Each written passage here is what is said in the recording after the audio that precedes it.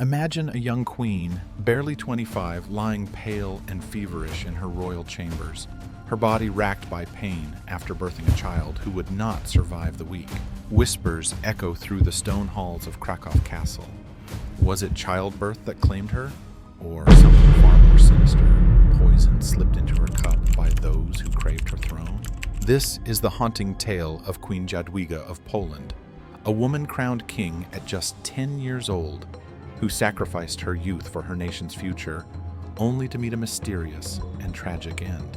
Her story is one of royal intrigue, heartbreaking loss, and enduring sanctity, drawing parallels to the shadowy assassinations that plagued courts like those of the Tudors or the Habsburgs, where ambition often turned deadly.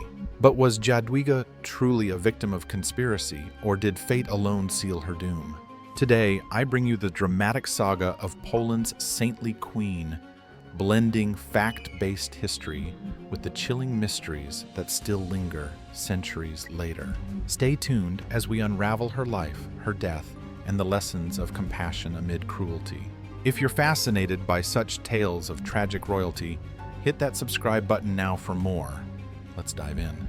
To truly grasp the tragedy of Jadwiga's fate, we must step back into the turbulent world of 14th century Europe, a time when kingdoms teetered on the edge of war. Alliances were forged through marriage, and the Catholic Church held sway over crowns and consciences alike. Poland in the 1370s was a land of vast plains and fortified castles, but it was also a powder keg of political unrest. The Anjou dynasty, which ruled both Hungary and Poland, was on the brink of collapse after the death of King Louis III of Hungary in 1382. Louis, Jadwiga's father, had no male heirs, leaving his realms to his daughters, Mary for Hungary and Jadwiga for Poland. But in a patriarchal age, a female ruler was seen as a vulnerability, inviting invasions from neighbors like the Teutonic Knights or scheming nobles hungry for power. Born around 1373 or 1374 in Buda, Hungary, Jadwiga entered the world amid royal splendor. She was named after her saintly ancestor Hedwig of Silesia, living under the shadow of dynastic pressures. Her mother, Elizabeth of Bosnia, was a formidable queen known for her might, while her father Louis was a warrior king whose conquests stretched from the Balkans to the Baltic. From infancy, Jadwiga was betrothed to William of Habsburg, a political match to secure alliances. But her early life was marked by luxury and learning. She was educated in Latin, theology, and the arts, rare for a girl even in royal circles. Contemporary chronicler Jan Długosz described her as a maiden of remarkable beauty and grace, adorned with every virtue, foreshadowing the saintly aura that would define her. Yet myths abound. Some romanticize her as a passive pawn, but sources like Długosz's chronicles debunk this. She was intelligent, pious, and politically astute from a young age. Her family's inbreeding wasn't as extreme as the Habsburgs, but the web of royal marriages created tensions that would later fuel conspiracies. As Louis lay dying, he decreed Jadwiga should inherit Poland, but only if she married a suitable consort to convert pagan Lithuania to Christianity, averting war. Little did anyone know this would set the stage for her rise and her heartbreaking fall. But before the crown, there was the child queen, navigating a court rife with ambition. Jadwiga's ascent began in chaos, transforming a frightened girl into a legendary monarch whose decisions reshaped Eastern Europe. In 1384, at just 10 years old, she was summoned from Hungary to Krakow amid riots and noble factions vying for control. Picture this, a child in embroidered gowns riding through cheering crowds, yet guarded by armed knights against assassins. Crowned not as queen, but as King Jadwiga, Rex Poloniae, to emphasize her sovereign power, she became Europe's youngest reigning monarch. Długosz noted, though young in years, she was mature in wisdom, guiding the realm with a mother's care. Her early reign was dominated by the marriage question. Betrothed to William of Habsburg since age 4, Jadwiga faced heartbreak when Polish nobles rejected him, fearing Austrian dominance. Instead, they pushed for Jogaila, the pagan Grand Duke of Lithuania. A burly warrior twice her age, whose conversion could unite their lands against the Teutonic threat. Jadwiga resisted at first. Legends tell of her attempting to axe down the castle gates to flee to William, but duty won. In 1386, at 12, she wed Jogaila after his baptism as Władysław II Jagiełło. Their union was strategic, not romantic. Jadwiga retained her title as king, while Jagiełło ruled jointly. This marriage baptized Lithuania, Europe's last pagan stronghold, averting crusades and forging the Polish-Lithuanian powerhouse. As Queen, Jadwiga's piety shone. She founded hospitals, translated religious texts, and donated jewels to Krakow Academy, now Jagiellonian University. But court life was fraught. Nobles schemed favoring Jagiełło's male heirs, while Jadwiga's Habsburg ties bred suspicion. Tensions escalated in 1390 when her sister Mary died childless, sparking claims to Hungary. Jadwiga led troops to reclaim it, but civil war loomed, forcing retreat. Whispers of poisoning plots emerged. Rivals like Sigismund of Luxembourg eyed her throne. Mid-video pause. If you're gripped by these royal tragedies, consider supporting on Patreon for exclusive content, link below. Now, back to Jadwiga's triumphs. Her diplomacy crushed Teutonic incursions, and her charity earned sainthood whispers. Yet, childless for years, pressure mounted for an heir. In 1399, at 25, she conceived, a beacon of hope. But joy turned to dread as complications arose, birthing a daughter, Elizabeth Bonifacia, who died days later. Jadwiga followed, her body failing amid fever and weakness.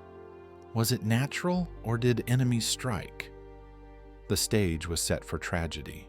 The final days of Jadwiga unfold like a medieval thriller, shrouded in agony and suspicion, where royal ambition clashed with fragile humanity. In June 1399, after a grueling labor in Krakow Castle, Jadwiga delivered her daughter amid cries echoing through torchlit halls. But the air thickened with foreboding. The infant, frail and baptized in haste, succumbed within days, her tiny form laid in a silver cradle that became her tomb.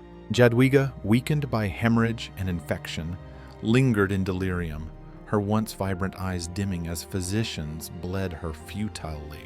Contemporary accounts paint a harrowing scene. Długosz wrote, "The queen, tormented by fever, beseeched heaven for her people's sake, her body wasting away as if consumed by inner fire."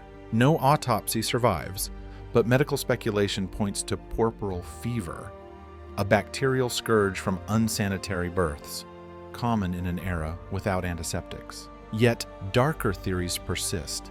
Whispers of poison, perhaps arsenic in her wine, administered by courtiers loyal to Jagiełło's kin or Hungarian rivals, fearing her influence. Sigismund, her brother-in-law, had motive. Jadwiga's death cleared his path to Hungary. Court records hint at unnatural pallor and sudden convulsions, symptoms aligning with toxins. Tension built as Jadwiga, sensing the end, dictated her will from her bed, gifting treasures to the church and urging unity. "Forgive my failings," she reportedly whispered to Jagiełło, her voice a fragile thread. On July 17th, 1399, she slipped away, her chamber heavy with incense masking the scent of decay. Buried in Wawel Cathedral, her funeral drew thousands, but controversy swirled. Was it fate's cruelty or a hidden blade? Evidence debunks outright murder. No confessions emerged, and Jagiełło mourned deeply. Still, the mystery endures. In a court of serpents, who wouldn't strike at a saintly queen whose compassion threatened their greed? Jadwiga's death didn't end her story. It immortalized her as Poland's beacon of sacrifice, her legacy rippling through centuries like a martyr's halo. She transformed a fractured kingdom into a Christian powerhouse, her marriage catalyzing Lithuania's conversion and staving off invasions, paving the way for the Jagiellonian dynasty's golden age. Canonized in 1997 by Pope John Paul II, a fellow Pole, She's venerated as patroness of queens and united Europe, her relics drawing pilgrims to Wawel. Yet, pop culture often mythologizes her. Operas like Jadwiga romanticize her as a tragic lover, ignoring her political savvy, while films gloss over conspiracies for dramatic flair. Hollywood's error? Portraying her as weak, sources show a resolute leader whose compassion was her strength. In my view, her tragedy underscores ambition's toll. A woman who gave all for her nation, felled perhaps by those she served. What do you think? Was it poison or providence? Comment below. Her tale warns of power's dark underbelly amid enduring grace. In the end, Queen Jadwiga's life was a poignant tapestry of devotion and despair. A young sovereign who embraced sacrifice, only to face a veiled demise that echoes royal tragedies across history.